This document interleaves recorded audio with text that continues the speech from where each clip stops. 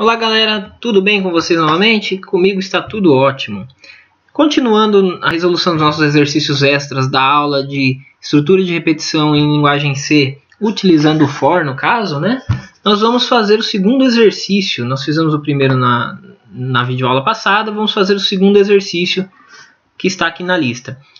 Somente lembrando a vocês que o terceiro exercício, conforme está no documento em PDF, vai ser resolvido depois da próxima aula, da aula da semana que vem, onde nós falaremos de for aninhado, ou também conhecido como for encadeado, que é um for dentro do outro que a gente vai precisar para resolver este exercício extra. Tudo bem? Legal, pessoal. Vamos então copiar o segundo enunciado aqui para fazer a leitura e a interpretação dele lá no CodeBlocks. Beleza? Ótimo. Então vamos no CodeBlocks, menu File, New Project, Console Application. Tudo bem? Legal. Vamos clicar em Next, escolher a linguagem C e colocar o nome para o projeto. Exercício 2. Lembrando que a gente deve escolher em que pasta a gente vai salvar. Next e Finish. Aqui está o nosso arquivo fonte. Vamos abrir um comentário de blocos aqui e colar, com Ctrl V, o enunciado que nós copiamos lá do arquivo PDF onde estão os exercícios. Legal? Então a gente vai ter que fazer um programa que receba o salário de 5 pessoas, calcule e mostre a média salarial delas. Primeiro, a gente vai ter um loop de quantos passos? 5, né? Isso, exatamente. 5 porque são 5 pessoas que a gente vai ter que receber o salário. Então vamos criar a variável de controle I para controlar o loop. Aí agora nós vamos ter outras variáveis. Quais são elas? Salário e média, correto? Só que a gente tem que lembrar que salário e média são do tipo float. Por quê? Porque a gente está trabalhando com dinheiro. Toda vez que a gente trabalha com dinheiro, quer dizer que a gente está trabalhando com número real. Então, se a gente está trabalhando com número real, float. Ok? Então, vamos lá. Float, salário e média. Só que também temos que lembrar de outra coisa. Uma média remete a gente o quê? Que nós temos uma soma por trás. A gente consegue fazer uma média de uma soma de valores. Certo? Então, um salário a gente vai receber e vai somando esses salários em uma outra variável chamada soma. E toda soma em linguagem de programação, a gente costuma inicializar com o valor 0. Tudo bem? Como é um float aqui, a gente coloca essa notação F para informar para quem estiver lendo o código que nós inicializamos uma variável do tipo float. Legal? Joia, então. Vamos continuando. Dá um Ctrl S aí para não perder o que a gente já fez. Vamos agora iniciar o nosso for. Vamos apagar aqui esse Hello World, que a gente não usa agora. Então vamos lá. For I igual a 1, certo? O início é o primeiro salário. I menor ou igual a 5 é a nossa condição de parada, é o nosso fim. E o I++. Recapitulando, começo com o I valendo 1 porque eu estou lendo o primeiro salário e vou até o quinto salário. Então, o I tem que ser menor ou igual a 5, até que ele seja menor. Enquanto ele for menor ou igual a 5, o laço se repetirá. E o I++ é o incremento que eu vou utilizar aqui para ir dando passo nesse laço. Lembrando que não pode ter espaço aqui entre os operadores, porque senão dá problema igual nós tivemos na última aula aí que a gente resolveu. Legal? Então vamos lá. Printf /n. Vamos fazer a mesma coisa da outra aula. Quando for informar uma posição de valor, vamos colocar na interface isso daí. Então, informe o %d salário para a gente poder mostrar o quê? Qual é a ordem desse salário.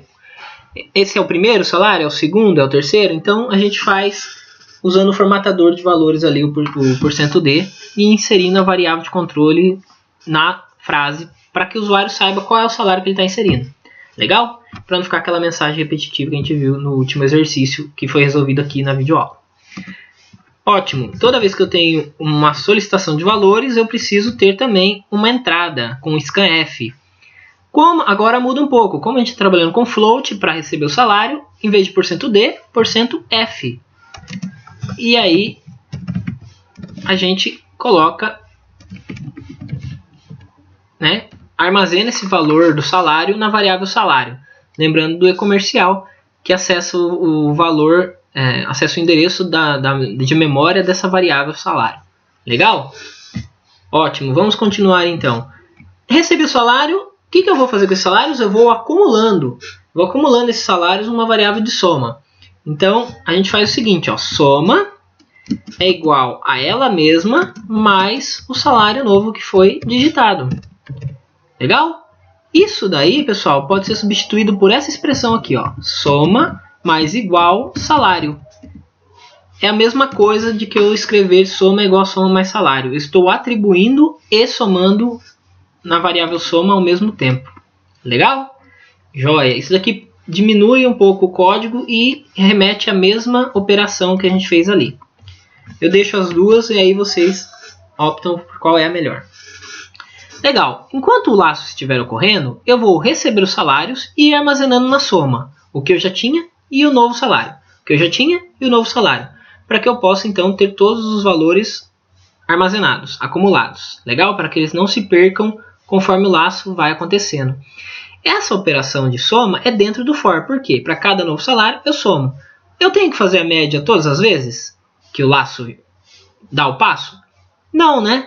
Legal. Então eu ponho essa média fora do for. Então eu calculo a média aqui fora. Ó. Média é igual a soma dividido pelo número de elementos que eu tenho, né, na soma. Concordam comigo que a variável i faz o controle de número de elementos que eu tenho? Legal. Se vocês concordam isso comigo, vamos pensar numa outra perspectiva aqui.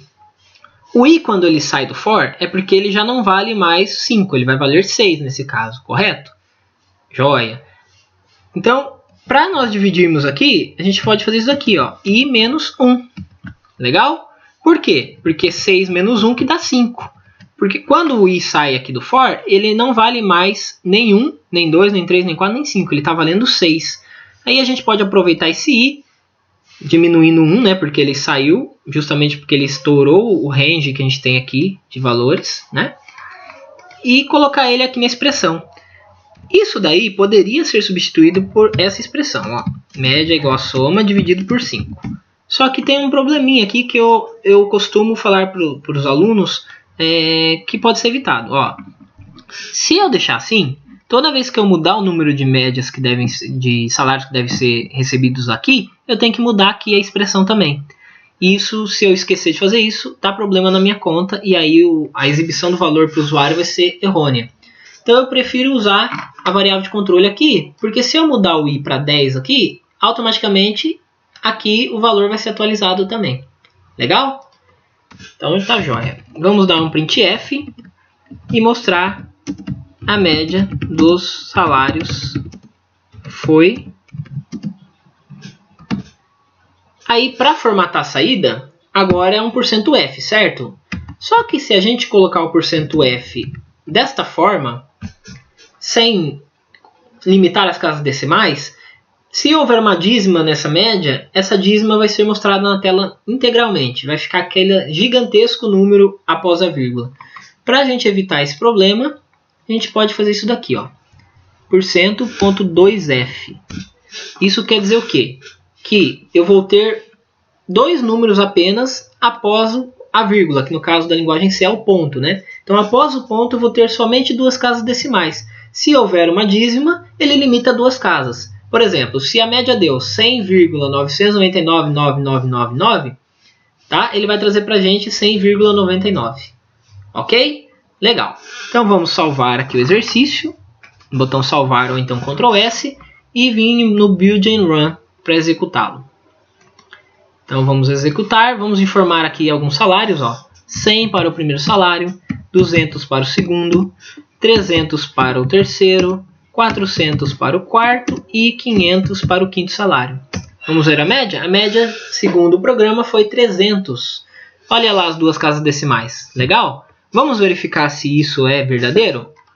Duas casas decimais aqui. Vamos ver se isso é verdadeiro. Ó. 100 com 200, 300. 300 com 300, 600. 600 com 400, 1000. 1000 com 500, 1500. 1500 dividido por 1, 2, 3, 4, 5 dá 300. Legal, né? Então o nosso programa funcionou. A gente pode fazer o teste de mesa toda vez que a gente terminar o programa. Toda vez que a gente codificar o programa, a gente faz um teste de mesa para que a gente possa validar o nosso projeto, ver se ele realmente atende à necessidade do usuário. Legal, turma? Então, eu espero que vocês tenham gostado dessa videoaula de resolução de exercícios. Na próxima aula teremos mais exercícios resolvidos e que eles ajudem vocês nos estudos aí. Tá joia? Então, até mais e um abração a todos. Tchau, tchau.